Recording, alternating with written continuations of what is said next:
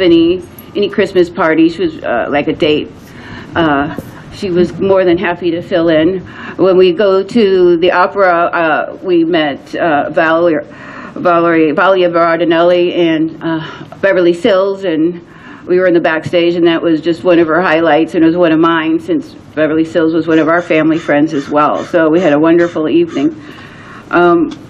She also, when we went to Christmas parties, she at the hospital at UCSD Medical Center, they would start sending her Christmas invitations for their parties. And the invitations I didn't get, I would hitchhike off of hers and go with her. And she spoke with any neurosurgeon, cardiovascular surgeon, psychologist, you know it.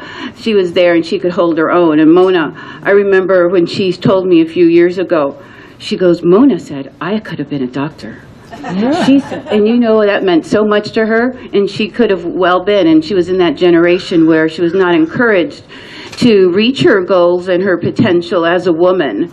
And she would have been a brilliant whatever she decided to do. She was a brilliant friend. She was a brilliant human being, a brilliant inspiration, a brilliant light in all of our lives.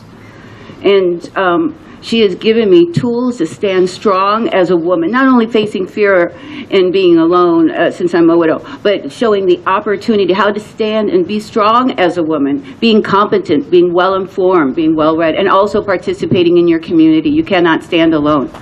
So seeing this at the public library, I see opportunity, discovery, and inspiration. That was Gigi. That was my Louisa. That was your mother, constantly.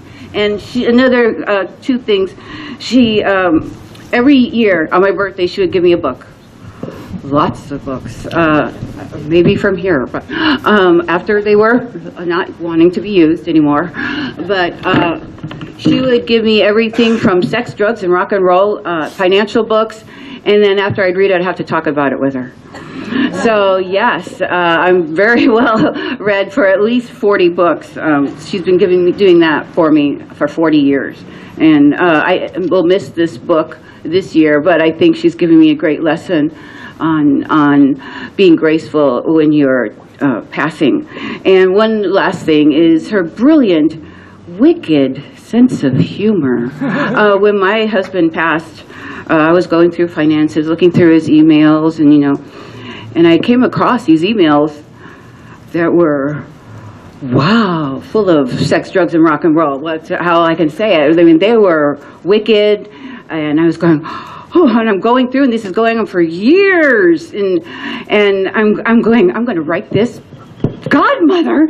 She says, I found out with my godmother every day. They would send a joke to each other, to my husband and her, and they would meet once a week and hit the beach with their dogs.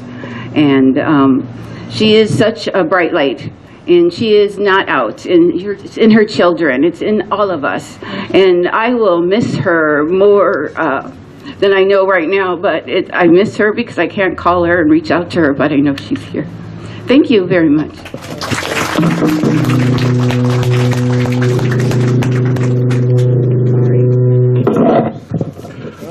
Hello, I'm Howard. I don't know how many of you know me. Hi, Richard. So,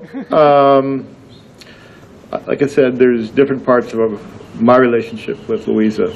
And Louisa is a very interesting name. It's kind of like her free form, that when she became part of the beach community here, they say, like, birthdays, weddings, and funerals bring people together. So I'm going to give a wedding story of how when I got a phone call from my mom that we were going to go to my cousin's wedding.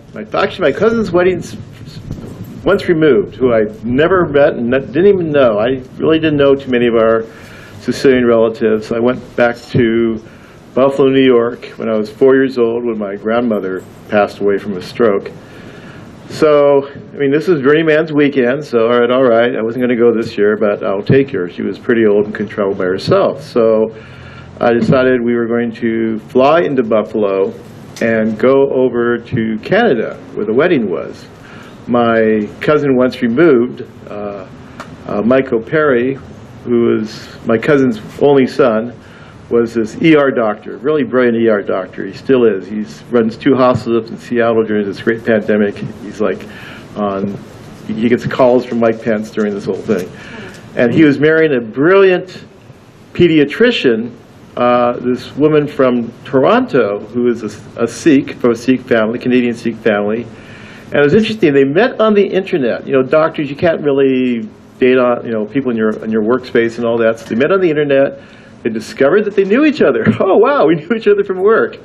And they had a lot in common. He was from Buffalo, and she was from Toronto, and they were going to get married in Measham near Toronto. And they had a 4-day wedding planned. Big Sikh wedding. This is my big Sikh wedding. And they said they cut out 3 days. So this is the most amazing wedding I've ever been to in my life. So we fly out.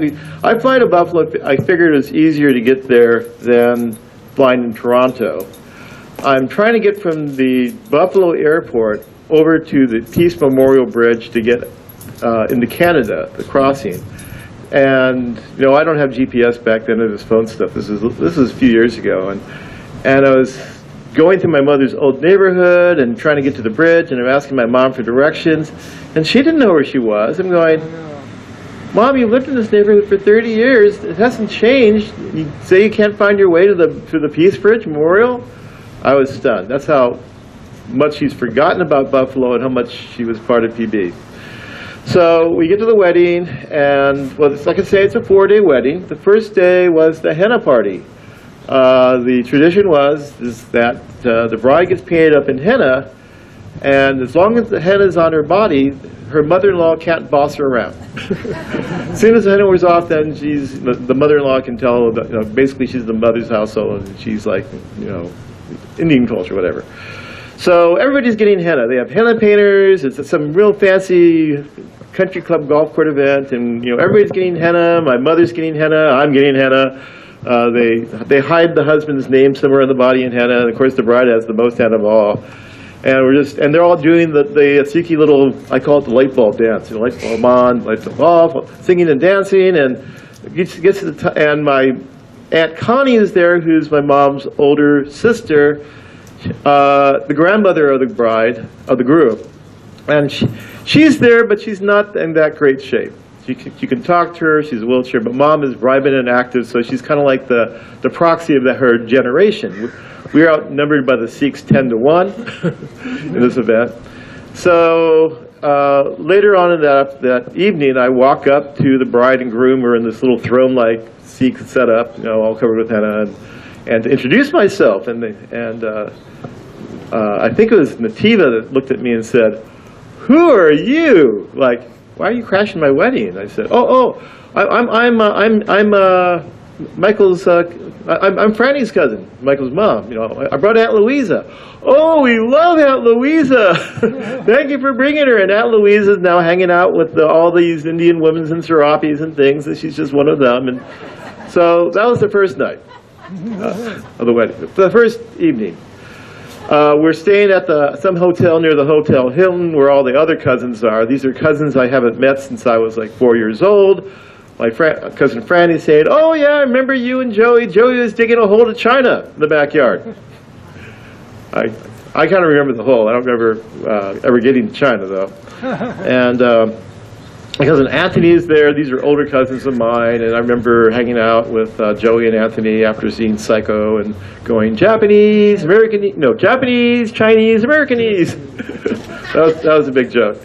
And then, so the second was the wedding rehearsal. It's at the mother and father of the bride's house. They were giving out, you know, jewels and treasures and lots of great Indian food. They'd made all the food themselves in this really nice house, a very nice environment.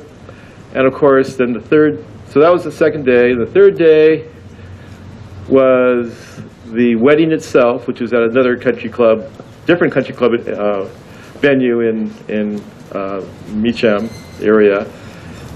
3 wedding singers, not one, all playing gurneys and musical things, and the groom and all his doctor friends are all wearing this sort of chartreuse Indian garb, and the bride, I don't think you can see the bride underneath all her clothing, all the shrouds and things, and she told me later, yeah, she was just, I was so nervous, Michael was just kind of holding me up. And that was very, very impressive, I will tell you. And then we had the reception. We had a day off. They're going to give Franny, the mother of the groom, a total makeover. All these people are getting total makeovers for this reception. I thought, now we can relax our hair, everything's going to be fine. Turned out to be, well, I'll get to the reception in a second. We had half the day off, so my mom and I, this is our day to go sightseeing in Toronto. And I picked up one of those Lonely Planet things. They didn't really have much to say about Toronto, even though I turned out